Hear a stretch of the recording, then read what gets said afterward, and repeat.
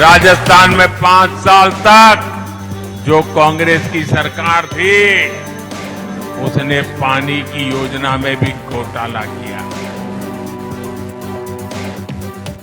इस अन्याय के खिलाफ आवाज उठाओ, बताओ देश की जनता को कि किस तरीके से ये जो एक्सटेंडेड डिपार्टमेंट ऑफ बीजेपी है, ईडी, सीबीआई और आईटी, किस तरीके से विपक्ष का गला घोटने का काम करने की कोशिश कर रहे हैं।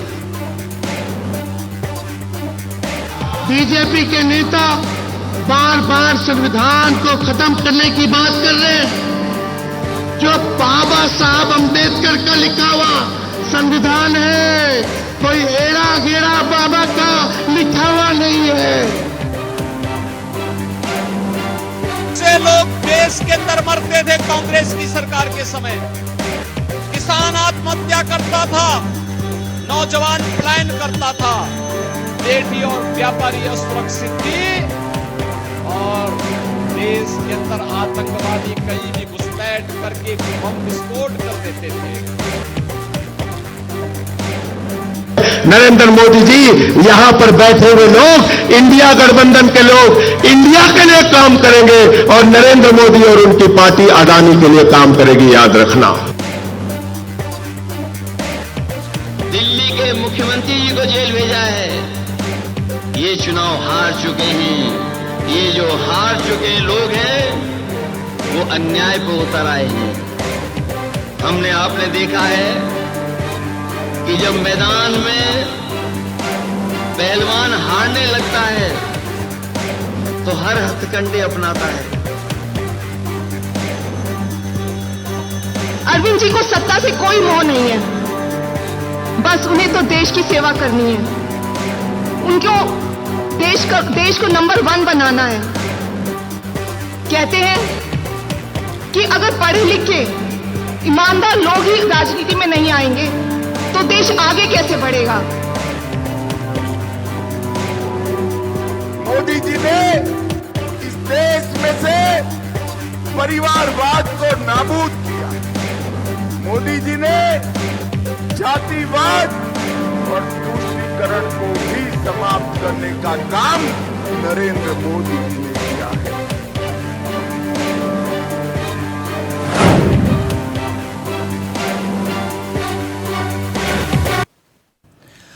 नमस्ते, मैं हूं अजितेश मिश्रा।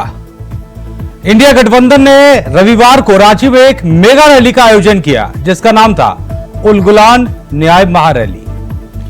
उलगुलान का मतलब होता है क्रांति या विद्रोह। बड़ी संख्या में कार्यकर्ताओं ने हेमंत सोरेन के मुखौटे पहने हुए थे। जेल में बंद दिल्ली के मुख्यमंत्री अरविंद केजरीवाल और झारखंड के पूर्व मुख्यमंत्री हेमंत सोरेन के लिए एक-एक कुर्सी यहां पर खाली रखी गई थी। भीड़ में लगातार ये आवाज उठ रही थी, नारे लगाए जा रहे थे कि जेल का ताला टूटेगा, हेमंत सोरेन छूटेगा और झारखंड झुकेगा नहीं। इस तरह के नारे लगाए गए। झारखंड की राजधानी का तापमान 40 डिग्री सेल्सियस होने के बावजूद चिलचिलाती गर्मी का सामना करते हुए कार्यकर्ता उलगुलान न्याय महारैली के लिए इकट्ठे हुए। तो दूसरी तरफ प्रधानमंत्री नरेंद्र मोदी ने सियासत का पारा बढ़ाते हुए विपक्ष पर जमकर निशाना साधा। तो फिर 24 के रण में अपने अपने प्रण पर आज की चर्चा करेंगे, लेकिन उससे पहले जरा कुछ बयान सुन लीजिए।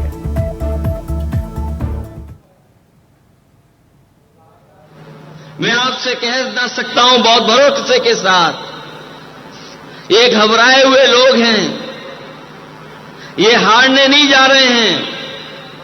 जब से इन्होंने आपके मुख्यमंत्री को जेल भेजा है, दिल्ली के मुख्यमंत्री जी को जेल भेजा है, ये चुनाव हार चुके हैं। ये जो हार चुके लोग हैं वो अन्याय पर उतर आए हैं। 500, 400 बोलते रहते हैं, लेकिन इस बार गठबंधन की शक्ति इतनी है, मोदी हो या कोई भी हो, बीजेपी के लोग हमारी शक्ति को तोड़ नहीं सकते। हम श्री उद्धव ठाकरे जी जो हमारे पार्टी प्रमुख हैं, वो महाराष्ट्र में आप सब जानते हैं, वहां पे भी हमारी लड़ाई जारी है। चुनाव का मौसम है, वो व्यस्त हैं। पर उन्होंने मुझे बस एक ही संदेश दिया। उन्होंने कहा, प्रियंका चतुर्वेदी, तुम झारखंड जाओ, रांची जाओ, हमारी दो बहनें हैं, एक दिल्ली में और एक झारखंड में, जो ये लड़ाई लड़ रही हैं, उनके साथ उनकी आवाज उठाओ, इस अन्याय के खिलाफ आवाज उठाओ, बताओ देश की जनता को कि किस तरीके से ये जो एक्सटेंडेड डिपार्टमेंट ऑफ बीजेपी है, ईडी, सीबीआई और आईटी, किस तरीके से विपक्ष का गला घोटने का काम करने की कोशिश कर रहे हैं। बीजेपी के नेता बार बार संविधान को खत्म करने की बात कर रहे हैं।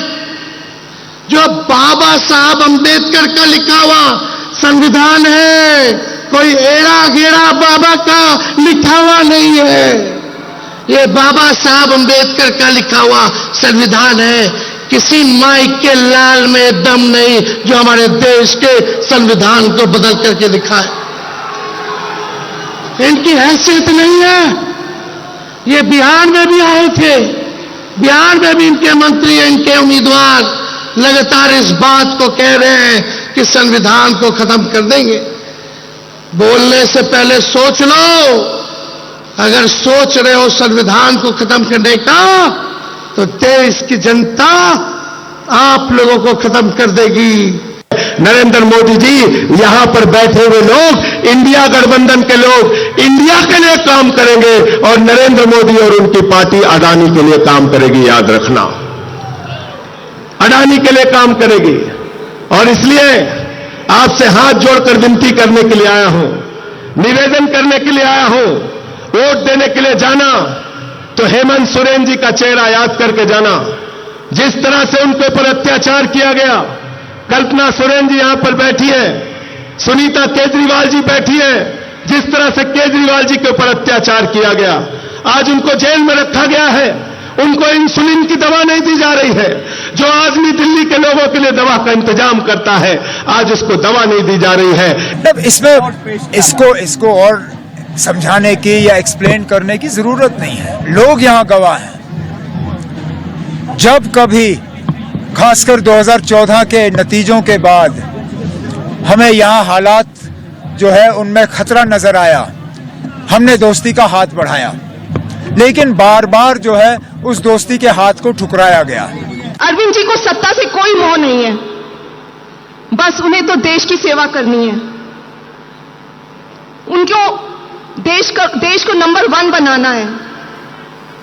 कहते हैं कि अगर पढ़े लिखे ईमानदार लोग ही राजनीति में नहीं आएंगे तो देश आगे कैसे बढ़ेगा। कई लोग बोलते हैं कि नहीं, ये बहुत मुश्किल है।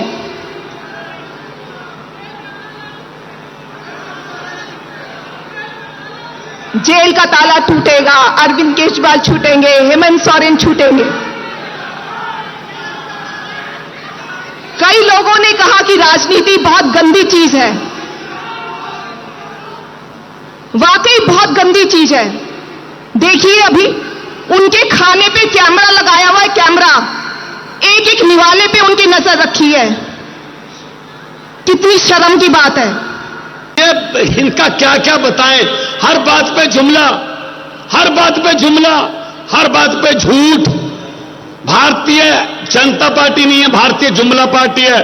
अभी और जुमले आने वाले हैं, और जुमले आने वाले हैं, देखना आप। मैंने तो पार्लियामेंट में बोल दिया था, पार्लियामेंट में मैंने बोल दिया था, मैंने कहा 15 लाख की रकम लिखता हूं तो कलम रुक जाती है। 15 लाख की रकम लिखता हूं तो कलम रुक जाती है। काले धन के बारे में सोचता हूं तो स्याही सूख जाती है। हर बात ही जुमला निकली। अब तो ये भी शक है, मोदी जी, क्या चाय बनानी आती है? लेकिन अफसोस है कि इसी दौरान राजस्थान में 5 साल तक जो कांग्रेस की सरकार थी, उसने पानी की योजना में भी घोटाला किया, काम नहीं होने दिया। अब हमारे भजनलाल जी की सरकार आई है, वो घोटाले की जांच भी कर रही है।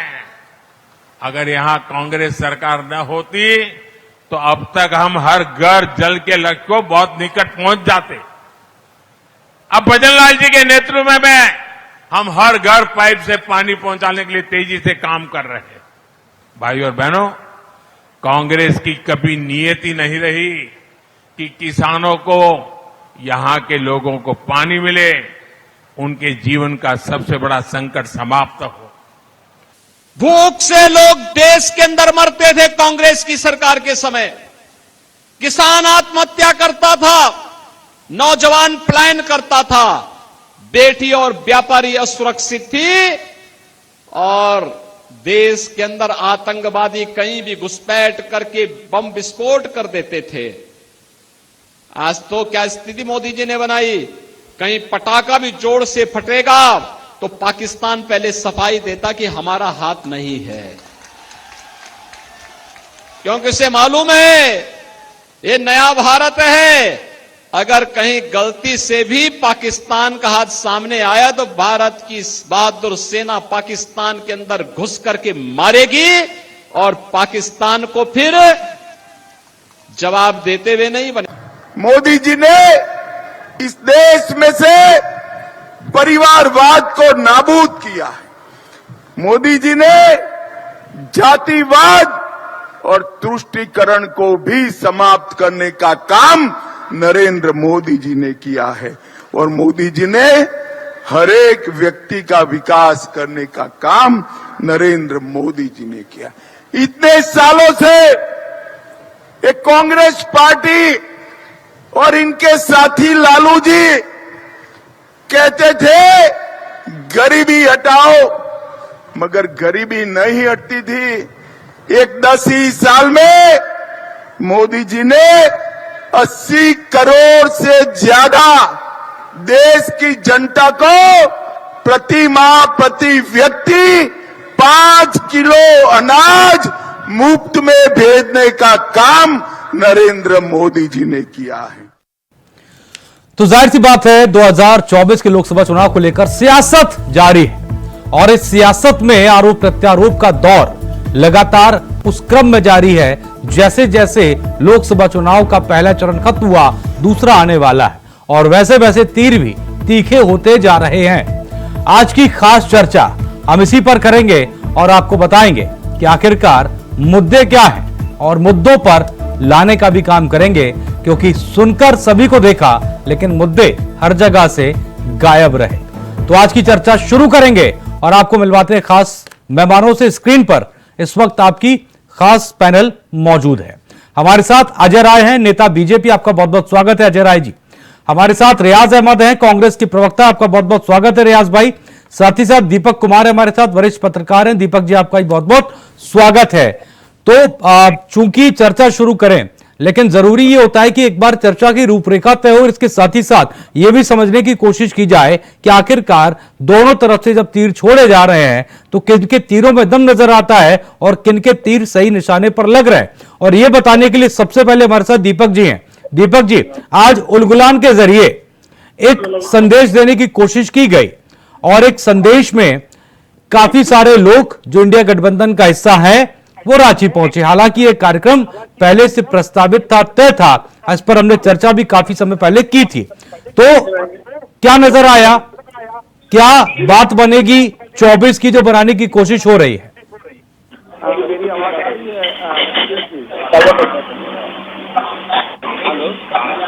जी दीपक जी बोलिए। मेरी आवाज आ रही है ना? आवाज आ रही है मेरी? जी दीपक जी, फोन को अगर आप थोड़ा पास करें तो ज्यादा बेहतर होगा, आवाज सही से आ पाएगी।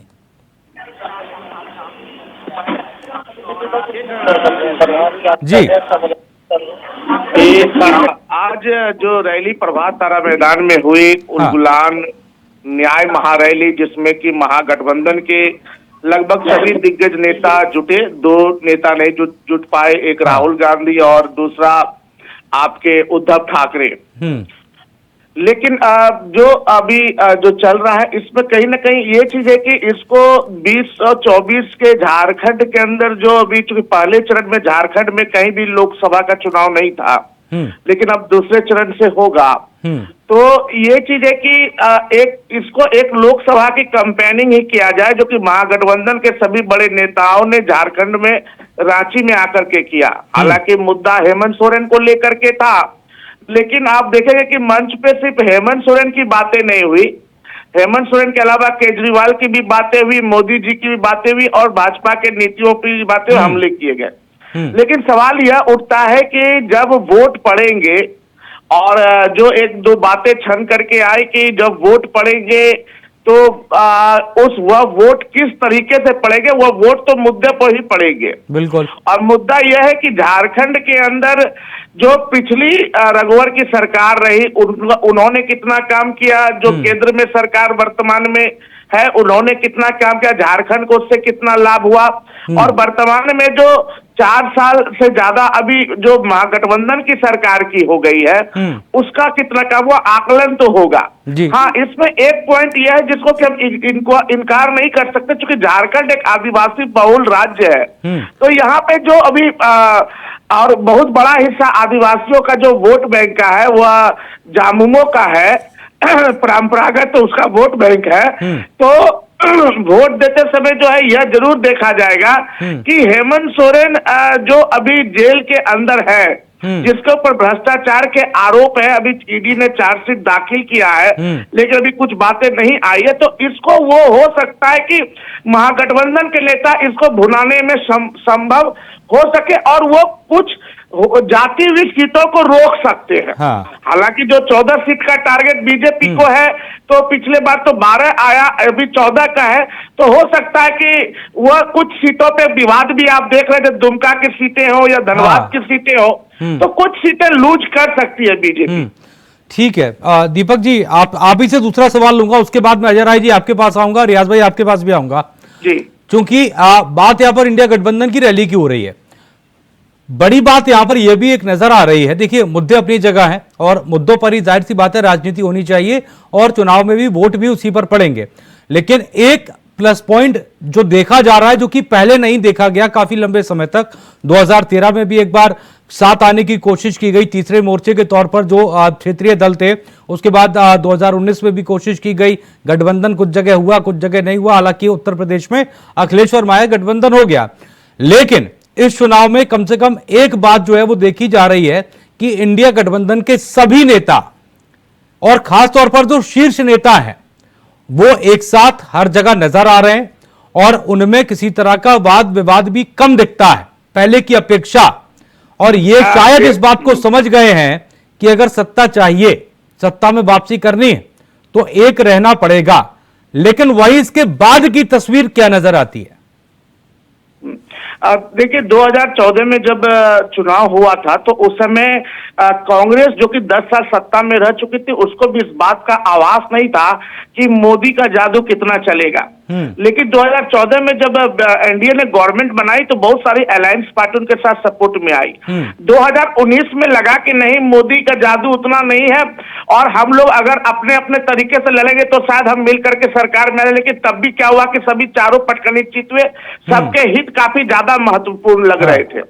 लेकिन 2000 अब जब 24 की बात है, आप देख लीजिए कि जो अखिलेश यादव पिछले बार 2019 में साथ में नहीं थे, जो ममता बनर्जी का एक सपोर्ट नहीं था, बहुत सारे ऐसे छिटक रहे थे, तो वो सब लोग को कहीं ना कहीं क्योंकि 2019 से 24 के बीच में जितने ईडी के रेड पड़े हैं, जितने सीबीआई पड़े, आईटी के रेड पड़े हैं, जितने मामलों पे कार्रवाई की गई है मोदी सरकार के द्वारा, तो कहीं ना कहीं इन लोगों को लग गया है कि अगर हम एकजुट एक प्लेटफॉर्म पे अगर नहीं आए तो जनता जो है हमें समझेगी कि हम बिखर चुके हैं और उनके सामने सब्स्टिट्यूट एक मोदी सरकार ही रहेगी। तो रियाज भाई, तो कहीं ना कहीं ये लोग एकजुट इसलिए दिख रहे हैं, तो क्या इसलिए दिख रहे हैं असल मुद्दा जो है, असल मुद्दा क्या फिर और ईडी और सीबीआई है जिसका जिक्र दीपक जी कर रहे हैं साथ आने का?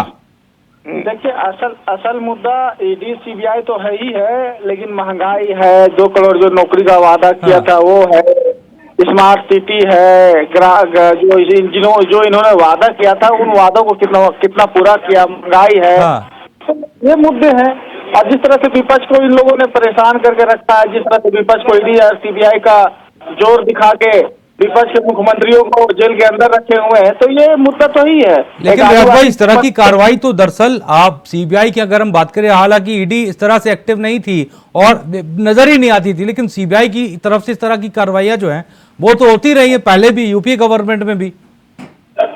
नहीं, गवर्नमेंट में होती थी। आप देखिए ना भाई, किस किस किस किस चीज पे कार्रवाई कर रहे हैं। हाँ कार्रवाई किस पे, मतलब मुख्यमंत्री को किस चीज पे जेल भेजा है। हाँ आरोप तो साबित नहीं कर पा रहे हैं। हाँ। भुइयरी जमीन होता है झारखंड में, भुइयरी समझते हैं। हाँ। जिसका ना आदान होता है, ना प्रदान होता है, ना उसका रजिस्ट्री होता है, ना कुछ नहीं होता है। हाँ। तो ना उसका रजिस्ट्री हुआ, ना कुछ हुआ।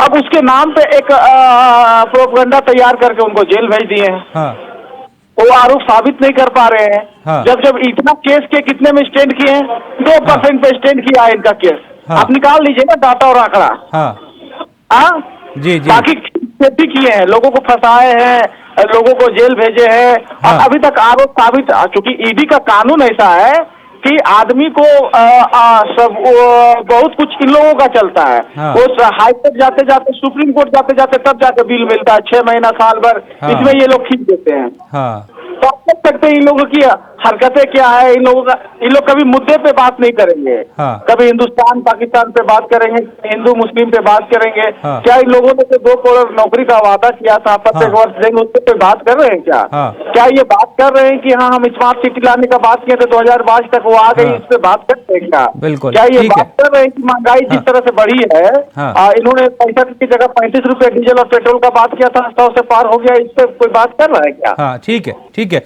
निमित जी आपका बहुत बहुत स्वागत है, आपके पास में आऊंगा, लेकिन उससे पहले अजय राय जी आप काउंटर करेंगे।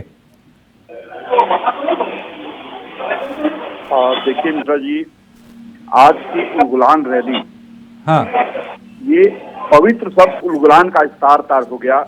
जिस तरीके से वहां गठबंधन के जो अलग अलग वर्कर थे, वो आपस में इतनी ज्यादा उनके अंदर आक्रोश था कि अपने शीर्ष नेतृत्व के सामने जितनी मार हुई यहाँ पे, जिस तरीके से कुर्सियां टूटी, जैसे लोगों का सर फूटा।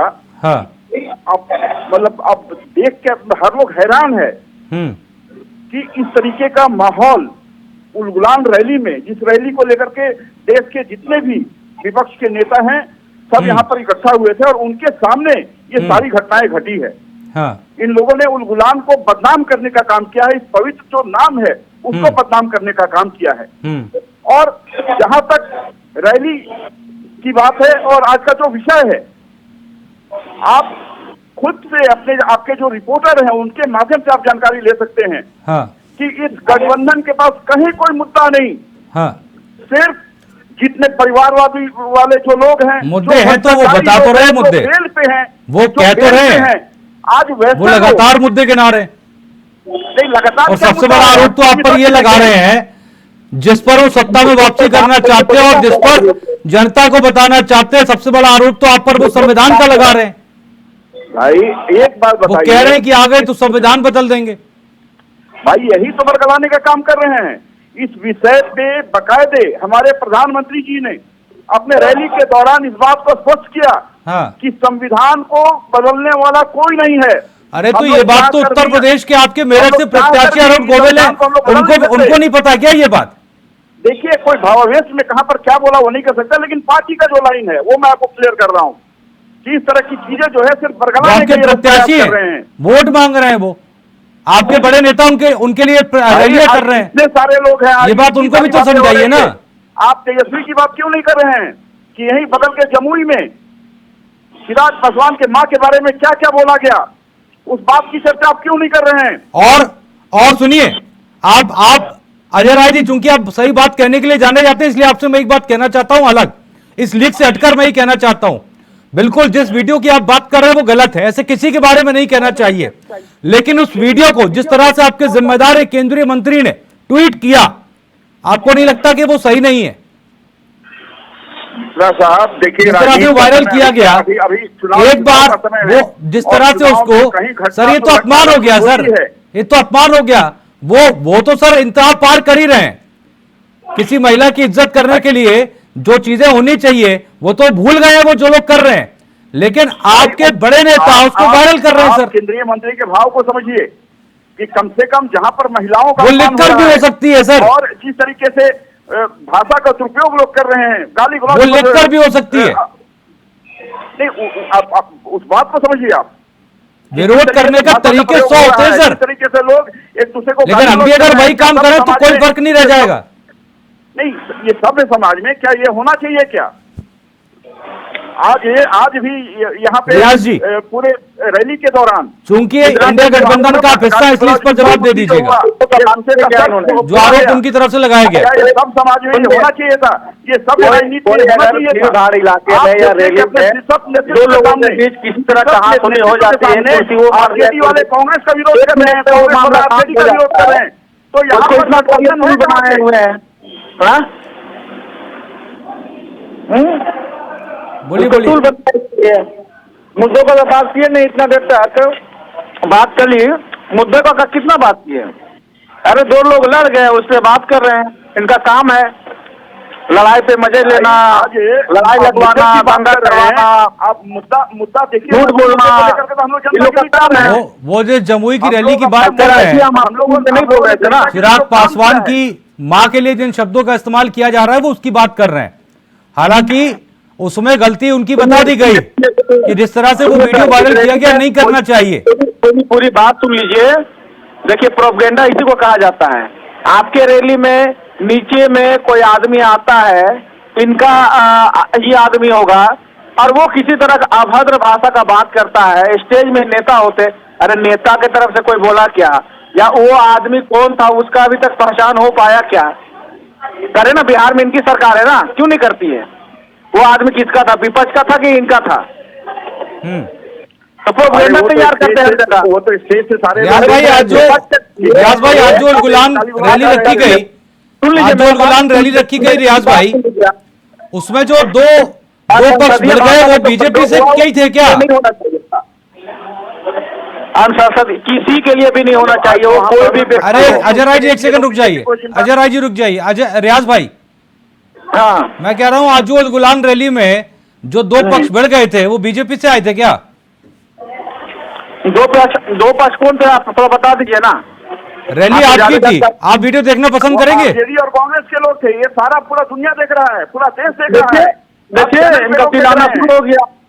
अजय जी एक सेकंड रुक जाइए, आ रहा हूं। दो लोग अगर भीड़ मार में, अगर इतने बड़े रैली में किसी से कहा सुनी हो जाती आपस में। नहीं, मैं तो सिर्फ ये पूछ रहा था क्या वो भी बीजेपी के थे, मैं ये पूछ रहा था सर। तो सुन लीजिए, फिर वही वाली बात। हाँ, इतनी बड़ी रैली थी, कार्यकर्ताओं का हुजूम था। हाँ, अगर कुर्सी को लेन देन में दो कार्यकर्ताओं के बीच में कुछ हो गया थोड़ा बहुत, हाँ, तो ये कौन सा मुद्दा हो गया? वो तो तुरंत नहीं, मुद्दा नहीं है सर, मुद्दा नहीं है ये, मैं बस पूछ रहा था क्योंकि उधर भी बीजेपी का ही आदमी उस रैली में भी आ गया, वो भी आप ही की रैली थी। आज की ये जो रैली थी, इसीलिए पूछ रहा हूँ कि इसमें भी बीजेपी के लोग आ गए थे क्या? सर्वर फोड़ दिए गए, पता है आपको? आप क्या कहना क्या चाह रहे हैं कि आपस में अगर कोई दो व्यक्ति लड़ गए तो इसको इतना टुलूल और ये बात सिर्फ कार्यकर्ताओं और अनुशासन की और कुछ नहीं है। टूल नहीं बना रहे, टूल बना रहे होते तभी वही चल रहा होता वीडियो सर। ठीक है रियाज भाई, आ रहा हूँ, एक सेकेंड आ रहा हूँ। निमी जी,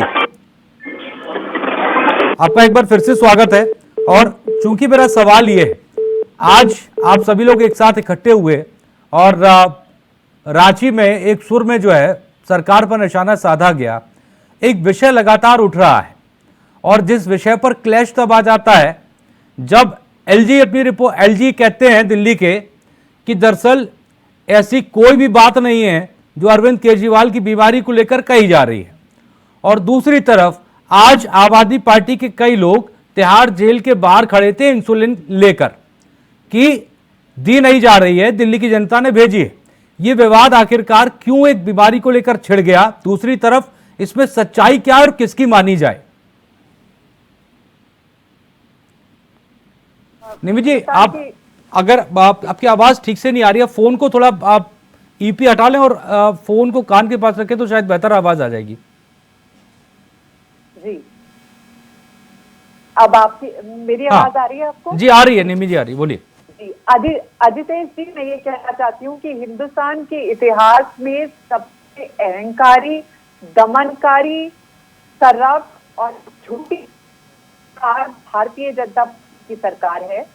और जिस तरह से इनसेंसिटिविटी दिखा रहे हैं, सारी मर्यादाओं को तोड़ते हुए, ये एक सिटिंग चीफ मिनिस्टर को बिना किसी सबूत, गवाह के अरेस्ट कर लेते हैं, उसके बाद से टॉर्चर करते हैं और जो उसकी मेडिकल कंडीशन है उसके बारे में मजाक उड़ाते हैं, उसको सीरियसली नहीं लेते और उसको इंसुलिन जैसी जो इम्पोर्टेंट दवाई है जो ब्लड शुगर कंट्रोल करने के लिए दी जाती है उसको डिनाई करते हैं।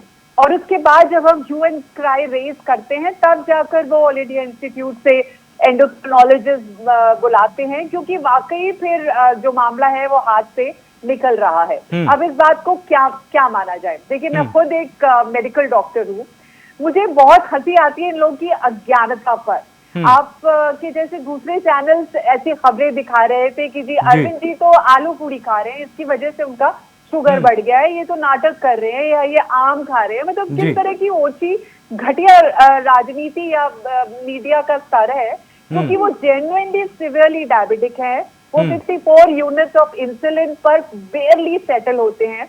ऐसे में अगर आप उनकी ब्लड शुगर की अनदेखी कर देते हैं तो आप सोचिए उनकी भविष्य में उनकी सेहत पे कितना बुरा असर पड़ेगा। आंखें खराब हो सकती हैं, गुर्दे खराब हो सकते हैं। आप उन्हें इंसुलिन देने से मना कैसे कर सकते हैं? और आप कौन होते हैं उनकी नीड को क्वेश्चन करने वाले? आप मेडिकल प्रोफेशनल से पूछिए, आप उन लोगों से पूछिए जो जानकार हैं, आप एंडोक्रिनोलॉजिस्ट से पूछिए, आप एक जनरल एमबीबीएस डॉक्टर से उनका इलाज करा रहे हैं, वो भी आप ही की भाषा बोल रहा है कि नहीं जी रैंडम ब्लड शुगर तो इनकी 45 है। 45 तो तब हुई थी जब उनका ब्लड शुगर हाइपोग्लाइसीमिया में चला गया था, बहुत ज्यादा गिर गया था और ऐसी सिचुएशन में इंसान की मौत भी हो सकती है। तो I would like to say don't play with fire, don't trivialize the health of a sitting chief minister. He is very important, he is an important leader. Nimi ji, अब इसके आगे का सवाल ये है, चूंकि ये मुझे जानना था इसलिए मैंने आपसे पूछा। अब अगला सवाल ये है, चूंकि देखिए यहां पर आपने जैसा कि कहा कि बाकी चैनल दिखा रहे हैं, हम ऐसा कुछ नहीं दिखाते ना, हम दिखाने की कोशिश करते हैं कभी भी। बात जो है वो है यहां पर अब समाधान क्या है इस चीज का, चूंकि वो तो जेल में है और देखिए जेल में है तो जाहिर सी बात है जेल मैनुअल के हिसाब से ट्रीटमेंट भी होगा, आपको बेहतर तरह से पता होगा। हालांकि ट्रीटमेंट तो बीमारी के हिसाब से होगा, लेकिन जेल मैनुअल जो कहता होगा, जेल के डॉक्टर या जो अगर बीमारी बढ़ जाती है तो बाहर ट्रांसफर उनको करते हैं। ऐसे में समाधान अगला क्या है? देखिए बाहर खड़े होकर इंसुलिन के इंजेक्शन लेकर, आपको भी पता है कोई भी ऐसे थोड़ा ना भेज देगा कि दिल्ली वालों ने भेजे तो अंदर भेज दिए जाएं।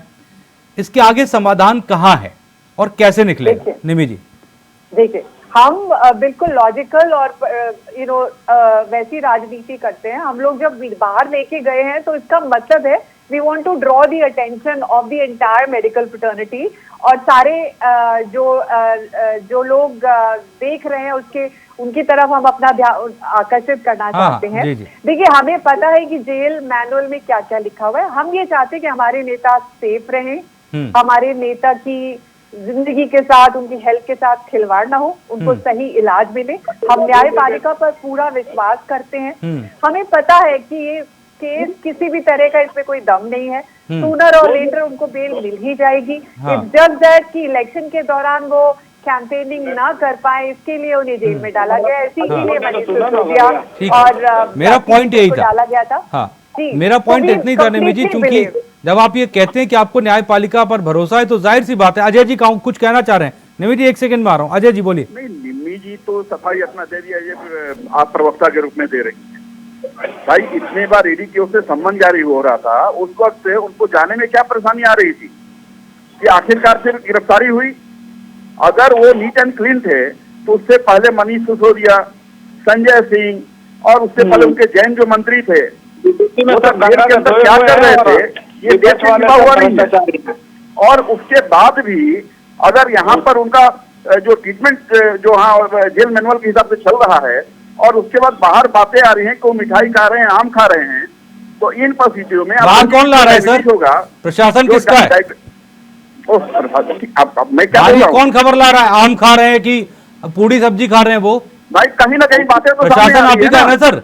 कहीं ना कहीं बातें सामने, जब केजरीवाल जी की एक एक चीजें ये आपके लोग बता रहे हैं तो निश्चित है कि वहां से कुछ न कुछ खबरें तो आ रही हैं और जनता उसको देख रही है और समझ रही है कि यहाँ पर हो क्या रहा है।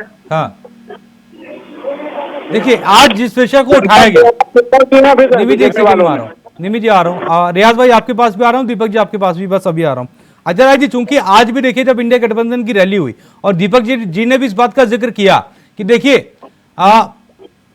इंडिया गठबंधन का बनना और साथ आना दोनों एक ही चीज है, और वो भी तब जब ईडी और सीबीआई की कार्रवाई लगातार बढ़ती जा रही है और उसके विषय को लेकर आप साथ आए। इसके बाद सवाल यह बनता है अजय जी कि दरअसल मुद्दा तो ये कहीं ना कहीं है ना जो विपक्ष लगातार उठा रहा है, और ये कह रहा है कि आप बेजा इस्तेमाल कर रहे हैं एजेंसियों का। उस बात पर आ रहा हूँ, और दीपक जी भी हमको लगता है कि हमारी बात को कहीं सहमत हो कि यहाँ पे जो मुख्यमंत्री के जो विधायक प्रतिनिधि रहे पंकज मिश्रा, उनके ऊपर में जितना जो एलिगेशन जो लगा, हाँ। जितना जो रुपए बरामद किए गए, हाँ। उसके बाद जो दो आईएएस अभी जेल में हैं, आप सोचिए कि बगैर करप्शन का ये सब संभव हो पाता क्या गिरफ्तारी? अगर कुछ प्रूफ मिले हैं, दस्तावेज मिले हैं, उस आधार पर ये सारी गिरफ्तारी हुई है, और आज तक इन लोगों का बेल नहीं हो पाया। कारण क्या है? साल में अगर ताला नहीं होता तो आज इतने लोग जो है जेल में हैं, बेल नहीं हो पा रहा है। क्या कोर्ट भी गई है क्या? एक सेकंड में इनके कहने का मतलब ये कोर्ट भी गई है, इनको बेल नहीं मिल पा रहा है। हाँ भाई ठीक अगर आप है दीपक जी सवाल कर रहे हैं, आप जवाब दे दीजिए, फिर निधि जी के पास आ रहा हूँ। रियाज भाई उसके बाद आपके पास। हाँ दीपक जी, अजय जी आ रहा हूँ सेकंड। हाँ मैं ये कह रहा हूँ अजितेश जी। जी बोलिए सर। हाँ अजितेश जी, आवाज आ रही है? जी आ रही है। हाँ मैं ये कह रहा हूँ अजितेश जी, सबसे बड़ी बात है कि मुद्दे तो हैं, ऐसा नहीं, मुद्दे तो महागठबंधन के पास है, वो सबसे बड़ा मुद्दा है। आज भी जो महागठबंधन की रैली रांची में हुई, तेजस्वी यादव ने जो सबसे बड़ा जो मुद्दा उठाया, वो मुद्दा यह उठाया कि जो संविधान बदलने की बात है, ये बात भी सही है कि अजय जी कह रहे हैं कि मोदी जी ने रैली में इस बात को कहा है, और मैंने भी उसको सुना है कि बाबा साहेब भीमराव अम्बेडकर भी आ जाए तो वो भी संविधान को नहीं बदल सकते, लेकिन सवाल यह उठता है संशोधन कर सकते हैं। हाँ, और संशोधन वो सालों से होता है, कांग्रेस सरकार में भी हुए। हाँ, लेकिन सवाल यह उठता है कि जब मोदी जी बोल रहे तो उनके जो एमपी कैंडिडेट्स लोग जो क्षेत्र में घूम रहे हैं, वो इस बात को क्यों नहीं फॉलो करते हैं? वो तो अपनी बंसी बजाते हैं।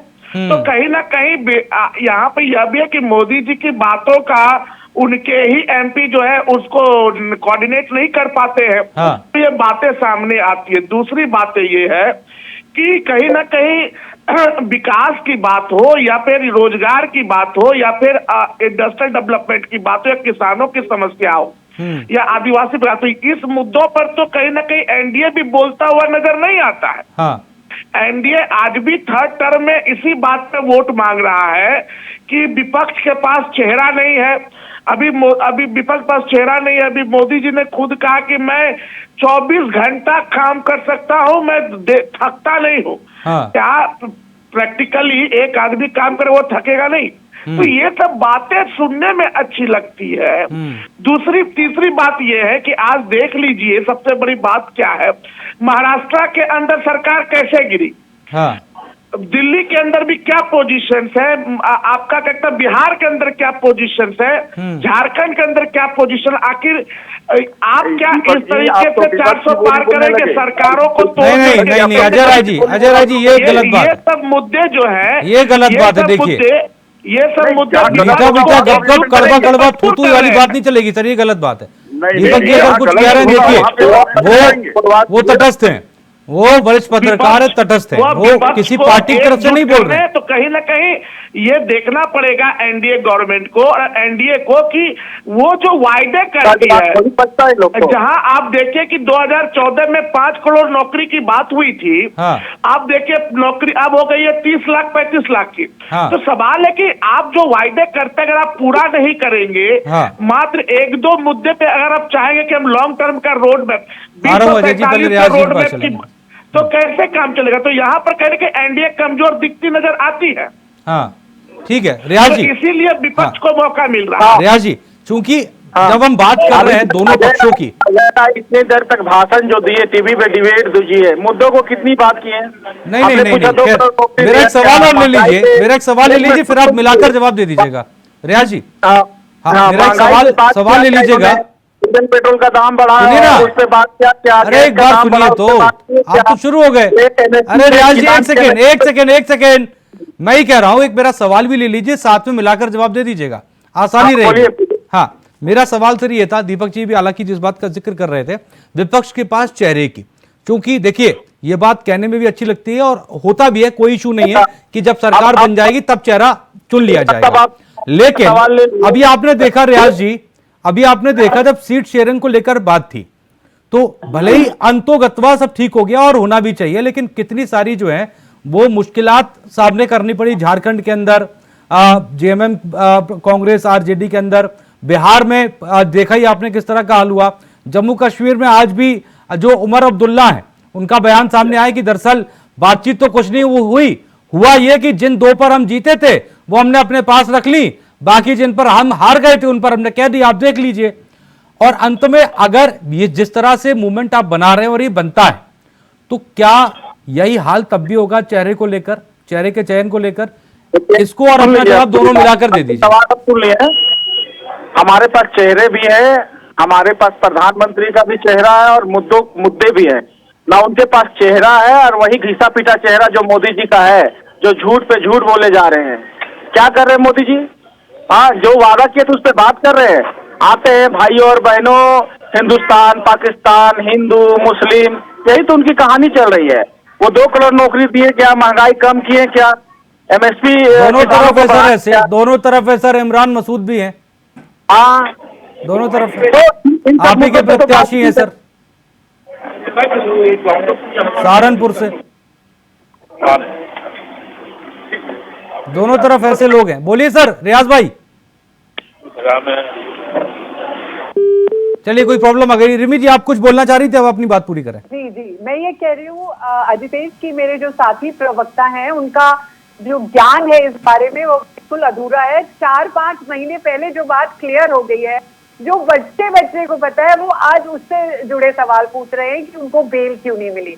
तो उनके लिए मैं बता दूं कि जानबूझ के पीएमएलए एक्ट लगाया गया है और जानबूझ के ऐसे आरोप लगाए गए हैं और उसमें भी 300-400 गवाहों के बीच में 4 गवाहों का जो बयान है उसकी भी हमने पूरी एक्सप्लेनेशन दी है कि किसने किससे रिश्वत देके अपना अप्रूवर बना और क्या गवाह बदले, और बाद में उसकी मनी ट्रेल भी साबित हो गई है। मेरे ख्याल से इनको जाके थोड़ा पीछे का पढ़ना चाहिए। खैर जो भी बात है, ये पीएमएलए के जो कानून लगाया है, देखिए हम ये कहते हैं कि अंग्रेजी में कहावत है desperate measures, desperate circumstances require desperate measures, यानी कि जब बिल्कुल ही आपातकालीन स्थिति आ जाती है तो आपातकालीन मेजर्स अपनाने पड़ते हैं।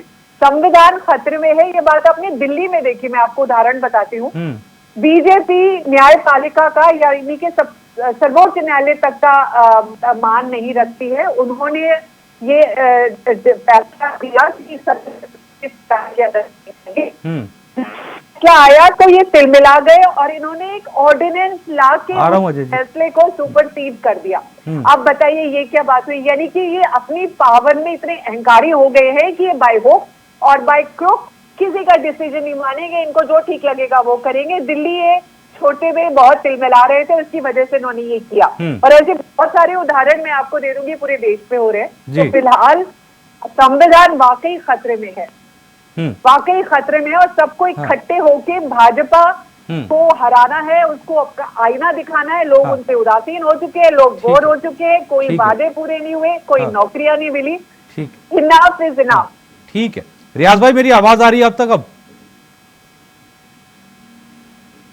ठीक है, नहीं आ रही है, नहीं आ रही। दीपक जी बोलिए। मैं ये कह रहा हूँ रितेश जी कि अभी निमी जी जिन्होंने कहा, मैं यह जानना, यह देखिए ठीक है पीएमएलए एक्ट अभी इधर लगा है, ठीक है कि बयान भी बहुत तोड़ मरोड़ के बनाया गया, ठीक है चार्जशीट भी गलत है, लेकिन क्या न्यायपालिका के अंदर बैठे हुए जो न्यायाधीश है क्या वो बीजेपी के हैं? उनको तो अब वो तो संविधान के तहत फैसला सुनाते हैं, वो तो संविधान के तहत कार्रवाई करते हैं। अगर मनीष सिसोदिया को अभी तक जमानत नहीं मिली है या अभी केजरीवाल जी को अगर अरेस्ट किया गया है या हेमंत सोरेन को कस्टडी, तो कुछ तो फैक्ट रही होगी। इसको तो आप इनकार नहीं कर सकते हैं। हाँ। तो न्याय पे भरोसा करना होगा। आप न्यायपालिका कहीं ना कहीं उन्हें जो एविडेंस दिया गया, एविडेंस में कुछ ना कुछ तो बातें हैं। हाँ। तो ये एक आधार नहीं बन सकता है कि जबरन किसी को अंदर किया जा रहा है। भ्रष्टाचार के मुद्दे तो है। हाँ। और दूसरी बात, आप सिर्फ एक मुद्दे पे ये कह के कि हम संविधान खतरे में है, बहुत ज्यादा आपको इसका फायदा नहीं मिलेगा आने वाले चुनाव में। हाँ। आपको कहीं ना कहीं विकास का वो रोड मैप देना पड़ेगा। हाँ। और दूसरी बात, अभी आप उस पार्टी के साथ खड़े हैं जिस पार्टी ने लगभग 60 से ज्यादा साल तक देश पे शासन किया है। और उस समय जिस क्या पार्टी ने संविधान की इसकी बहुत शिकायत बेहतर भी स्थिति की, थी। दिल्ली शराब घोटाला जिसका जिक्र लगातार होता है, अजय माकन जी सबसे पहले इसकी शिकायत करने वाले, मुद्दा उठाने वाले थे। जी दीपक जी बात कंटिन्यू करें, उसके तो बाद मैं ये कह रहा हूं कि क्या जब महागठबंधन की सरकार, अभी महागठबंधन है लेकिन जिस समय सरकारें थी कांग्रेस की, तो क्या उसमें संविधान की बहुत अच्छी स्थिति थी। अभी आप महागठबंधन में साथ में आए हैं। आप जब अकेले लड़ रही थी, जब आपसे कांग्रेस लड़ रही थी, बीजेपी लड़ रही थी, तब क्या था आपका स्टेटमेंट। तो ये एक अलग पॉलिटिकल प्रोपेगेंडा है कि अभी आप महागठबंधन के साथ हैं। संविधान के खतरे की जहां तक बातें, कोई इतना बड़ा मुद्दा नहीं है कि जिसपे कि आप बहुत ज्यादा वोट, आपको एक रोड मैप देना पड़ेगा। और सवाल यह उठता है कि अगर धुआं अगर उठा है तो कहीं ना कहीं आग है। तो इन मुद्दों को इस तरह नकारा नहीं जा सकता है कि उठा करके ऐसे किया गया। तो कहीं ना कहीं पीएमएलए एक्ट हो, इससे पहले भी कई एक्ट हैं। आज ईडी मजबूत है। आप देखें कि महागठबंधन की सरकार जब कांग्रेस, तो सीबीआई का कितना इस्तेमाल किया गया है। हाँ। तो दोनों सरकारों की इस मामले सुप्रीम कोर्ट में को कहना पड़ा था, ये टिप्पणी करनी पड़ी थी कि सीबीआई एक पिंजड़े बंद तोता है यूपीए गवर्नमेंट में। दीपक जी आपके पास आ रहा हूं, निमी जी कुछ कहना चाह रही, उसके बाद अजय जी मैं आपके पास आऊंगा, रियाज भाई लगातार जुड़े हुए हैं, उनके पास भी आ रहा हूं। निमी जी बहुत संक्षिप्त में मैं 2 जवाब दे रही हूँ। सर जो ये कह रहे हैं कि क्यों नहीं बेल मिली और कुछ तो आग है तो धुआं होगा वगैरह वगैरह। देखिए ऐसा है, ईडी की एक मोडस ऑपरेंडाई है, 120 दिनों में चार्जेस फाइल करने होते हैं, उसके बाद बेल मिल सकती है। ये लोग क्या करते हैं कि बहुत स्लो जाते हैं और उसके बाद 119वें दिन ये कहते हैं अभी और चार्जेस हम लगा रहे हैं। तो ये एक तरह का साइकिल मनीष सिसोदिया के केस में और अब अरविंद जी के केस में देखने में आ रहा है, ये पैटर्न है। तो आप जो कह रहे हैं कि किस तरह की आ गई, ये सारी मैनिपुलेशन है, साजिश है। नहीं निमी जी वो ये भी कह रहे हैं कि जो संविधान खतरे में लगातार ये कहा जा रहा है, मैम आप देखिए अगर संविधान खतरे में है तो उसी न्यायालय के थ्रू आपको जो है वो इंसाफ मिलेगा अगर आप निर्दोष होंगे तो अगर ऐसा होता है तो संविधान मानिए बहुत मजबूत है हमारे देश का। संविधान और न्यायपालिका पर हमें पूरा भरोसा है और ये 2 अलग अलग चीजें हैं। लेकिन जिस तरह की आशंकाएं और जिस तरह के आसार नजर आ रहे हैं, ये स्लो एंड इंसीडियस जो ये इरोजन ऑफ ऑपोजिशन हो रहा है, ये ऑपोजिशन को बिल्कुल दबा के कुचल के सिर्फ एक सिंगल पार्टी राज करना चाहते हैं।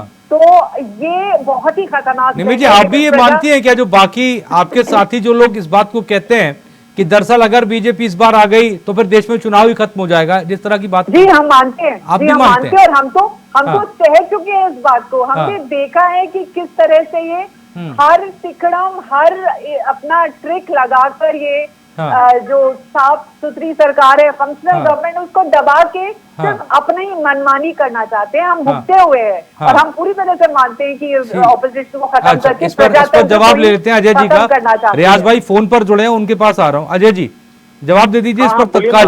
बोलिए। देखिए विशा भाई, थोड़ा सा ये अरविंद केजरीवाल कितना बड़ा मौका परस्ते हैं, ये अंधा आंदोलन से लेकर के आज तक लोगों ने देखा है। 2014 का चुनाव हो, 2019 का चुनाव हो, उस वक्त भी केजरीवाल जी पूरा गला फाड़ करके बोलते थे कि अगर मोदी दोबारा सत्ता में आ गए तो यहाँ चुनाव नहीं होने देंगे। क्या चुनाव नहीं हो रहा है क्या? अब चुनाव हो रहा है ना। और वहीं इनके नेता संजय सिंह 2014 से लेकर के 2019 तक दोनों चुनाव में परिवारवाद का व्याख्या बहुत शानदार तरीके से करते थे कि अखिलेश यादव का परिवार क्या है, लालू यादव का परिवार क्या है, उसमें वे थकते नहीं थे। सोनिया गांधी का परिवार क्या है, ये बोलते थकते नहीं थे। आज एक मंच पर आकर ये सारे लोग जी बिल्कुल उसी तरह से जिस तरह से अजीत पवार को भ्रष्टाचारी कहा जाता था और ये कहा जाता था महाराष्ट्र के आपके पूर्व मुख्यमंत्री, अभी के उप मुख्यमंत्री देवेंद्र फडणवीस चक्की पीसिंग कहते थे ना, उसी तरह से। कल भी एक इंटरव्यू में उनका देख रहा था, पवार साहब का। किसका? और उनका पवार साहब का, उसमें उनका एलिगेशन खत्म नहीं हुआ है, जांच तो चल ही रहा है। अरे सर, जांच में जो साबित होगा वो सारा चीज सामने आएगा। ये तो बहुत बढ़िया रहता है सर, ये तो बहुत अच्छी है, यही तो ताकत है हमारी सर, कि चार्जेस खत्म कहाँ हो गए, बस हमारी पार्टी में आ गए, पार्टी के सहयोगी बन गए, सरकार मिलकर बनाई है, चार्जेस थोड़ी ना खत्म हुए।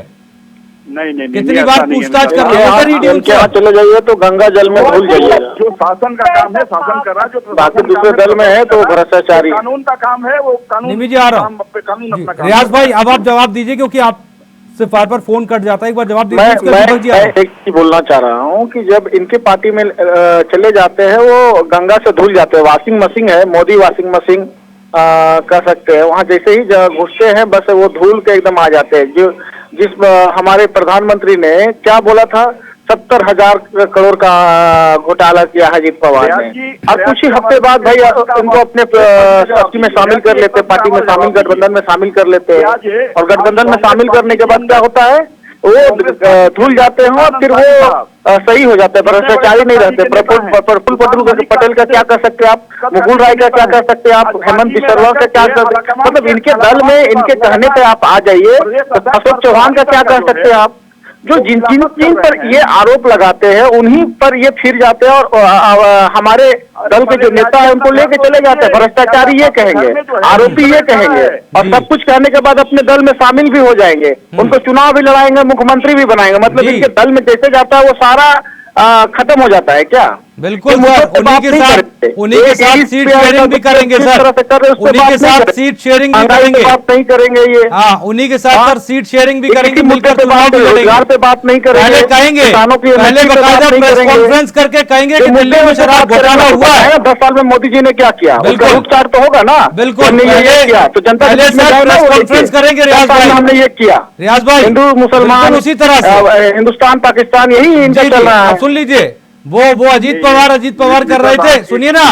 अब रियाज भाई आप भी बिल्कुल उसी तरह से, जिस तरह से प्रेस कॉन्फ्रेंस करके कहते हैं कि दिल्ली में शराब घोटाला हुआ है, उत्तर प्रदेश में अजय राय कहते हैं समाजवादी पार्टी में उत्तर प्रदेश में गुंडाराज था, और उसी तरह से गठबंधन कर लिया, साथ में सीट शेयरिंग इनके कार्यकाल में नहीं है, दोनों तरफ है ना सर। उनके कार्यकाल में, हमारे कार्यकाल में क्या कर रहे हैं, उनके कार्यकाल में, इसलिए आपके कार्यकाल में। अरे छोड़िए साहब, इनके कार्यकाल में इन्होंने क्या क्या गुल खिला रहे हैं, वही तो कह रहा हूं सर, दोनों तरफ क्यों है गाड़ी पलटी कर जाती है, दोनों तरफ क्यों है, उनका तो मैं कह रहा हूं, देते हैं, चिन्हित कर करके मारते हैं ये लोग। उनके पास तो महारत हासिल है इसमें, इनको कानून व्यवस्था पे तो महारत है, उन्हें महारत है इसमें।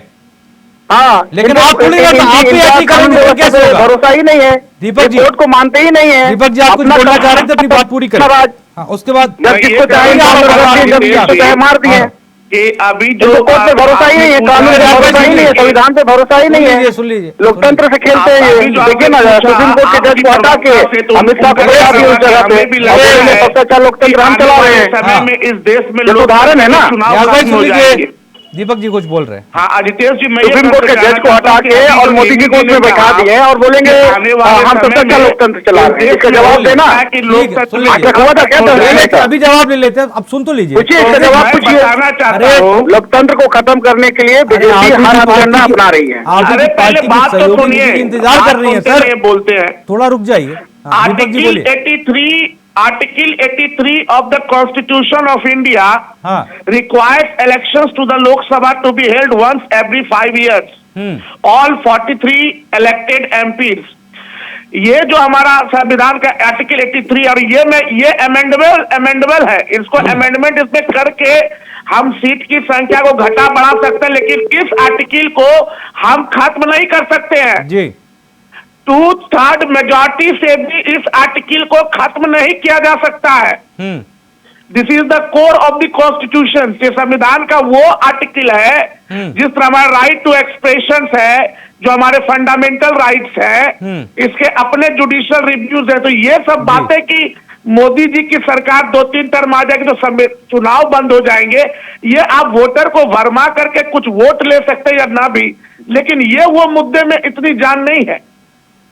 कि हम कि इलेक्शन इस देश के अंदर खत्म हो जाएंगे, जो हिंदुस्तान दुनिया का सबसे बड़ा लोकतंत्र होने का दावा करता है भी, उस लोकतंत्र में संविधान खत्म हो जाए तो डेमोक्रेसी पे बची कहां?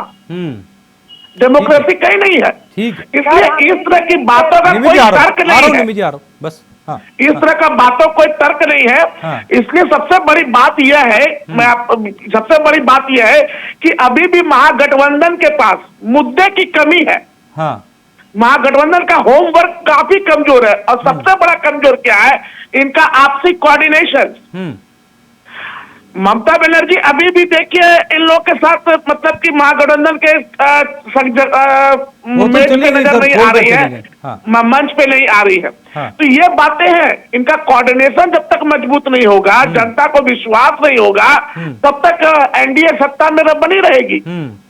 ठीक है, ये इनको समझना होगा। दोनों चीजों को लेकर जवाब दे दीजिएगा, जो दोनों मुद्दे उठाए हैं दीपक जी ने। अजय जी से मैं कहूंगी कि ऑपोजिशन का एक ही मुद्दा है, मोदी सरकार के असली चेहरे को लोगों के सामने लाना और हिंदुस्तान के संविधान की हर कीमत पर रक्षा करना। बिकॉज ये थोड़ा थोड़ा करके अब से 30-40 साल में खत्म कर देंगे प्रजातंत्र को और संविधान को। दूसरी बात मैं कहना चाहूंगी कि चंडीगढ़ में जो मेयर इलेक्शंस में हुआ, आप सोचिए किसी प्रजातंत्र में आज से पहले इतनी बड़ी धांधली, वो भी कैमरे पर रिकॉर्डेड हुई है, और वो जब पता चल जाती है तो फिर वो लेम एक्सक्यूजेस देते हैं। और इसके अलावा अजय जी आ रहा हूँ निमि जी, लास्ट 40 सेकंड एक बार जल्दी से कर लीजिएगा। इलेक्टोरल बॉन्ड का जो इतना बड़ा खुलासा हुआ है, ये जो हजारों करोड़ का जो चंदे का धंधा है, जिसको विश्व का सबसे बड़ा स्कैम कहा जा रहा है, उसके बाद तो भारतीय जनता पार्टी को कुछ भी कहने का कोई हक नहीं है।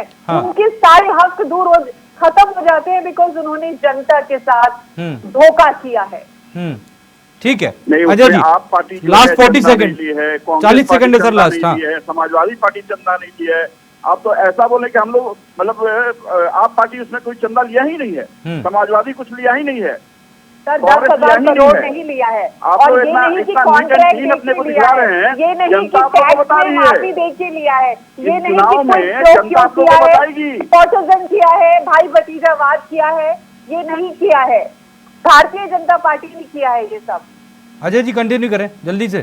जो 200 भारतीय जनता पार्टी पे लगाई। आप लोग इतने नीट एंड क्लीन हैं, क्या सारे लोग बेल पे हैं, कुछ जेल में हैं? ये कोई अभी से नहीं हो रहा है। आप सोनिया जी को ले ले, राहुल जी को ले ले, तेजस्वी यादव को ले ले, ये लालू यादव को ले ले, जितने लोग हैं ये बेल पे हैं।